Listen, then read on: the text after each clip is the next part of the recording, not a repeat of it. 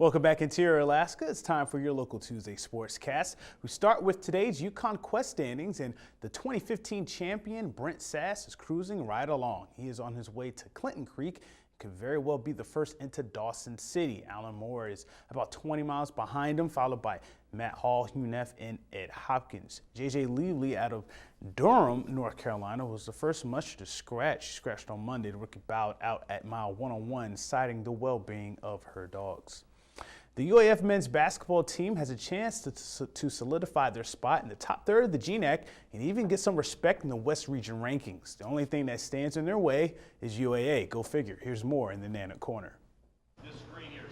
Thursday could be the biggest game of the regular season for the Nanooks. They travel to Anchorage to take on the rival Seawolves, but this isn't your typical rivalry game. UAA is second in the conference and UAF is tied for third. Everyone from the head coach, there's really nobody there, to the players is getting ready for the showdown. We worked today transition defense and worked against their spread ball screens, and today's only Tuesday, but you know, a little bit each day to get us ready and put it in their head early in the week, and then we'll finalize kind of how we're going to guard things tomorrow and Thursday. Alaska is on a revenge tour. They beat Simon Fraser for the first time under head coach McDermott last week. Their latest win at Western Washington was the first win there in 9 years and avenges a 1-point overtime loss to the Vikings at home.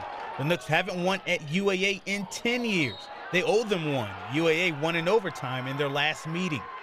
It was a tough for us. You know, it was a crazy game, and we didn't have lucky. But I think like this time, we know what we're gonna do in this situation, and it's gonna be a clutch time.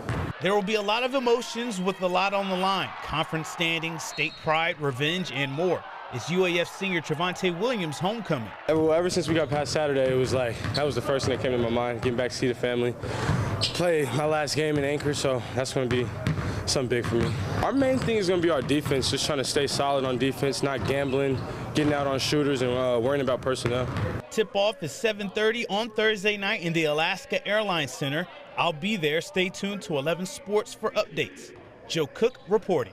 Nanook Corner, brought to you by Sports Medicine Fairbanks. And after this past weekend's regional hockey championships, two interior teams have the opportunity to win state titles at their respective levels. The West Valley Wolfpack cruised to another Mid-Alaska Conference title on Saturday with an 11-0 win over Juneau. They are on a mission to get back to the state final. They lost by a goal last year to West Anchorage. They will face Eagle River, who is going to the dance for the first time in school history. West Valley beat them 8-0 earlier this season. The Monroe Rams, they will take their undefeated record to the Greatland final. They watched Houston and Glen Allen battle for the other state final berth on Saturday. Houston defeated Glen Allen 2-1 in overtime. Monroe and Houston will play for the state title this Saturday, and it will be a rematch of the 2013 final, which was Monroe's last state final victory. Now, here are the times and locations of the state hockey tournament. West Valley is on the top side of the bracket. They will play Eagle River at 2:30 on Thursday. If the Wolfpack win, they'll play the Chugiak-Sohai winner on Friday at 5 p.m. The 4A state title game is 7:30 on Saturday. Monroe will play Houston at 4:30 on Saturday for the Greatland state title. All the state hockey games are played in the Curtis Menard Sports Complex in Wasilla. If you can't make it, don't fret. I'll be in Wasilla to get all the action, so keep watching 11 Sports for updates during the tournament.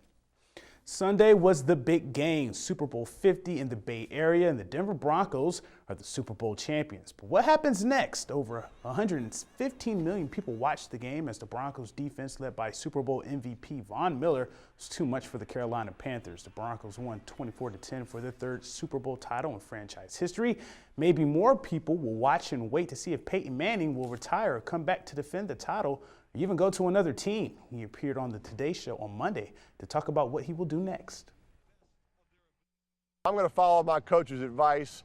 I'm going to enjoy this Super Bowl victory and celebrate with my family and friends. I'll keep doing it for a few more weeks, and then at the appropriate time, I think I'll make a decision. And I have to tell you, though, Matt, I'm very much at peace with it. Whatever the decision is, I have a real peace about it. And that'll do it for sports tonight. Thanks for watching. Mike Schultz is next with your full weather forecast, and we'll catch you next time.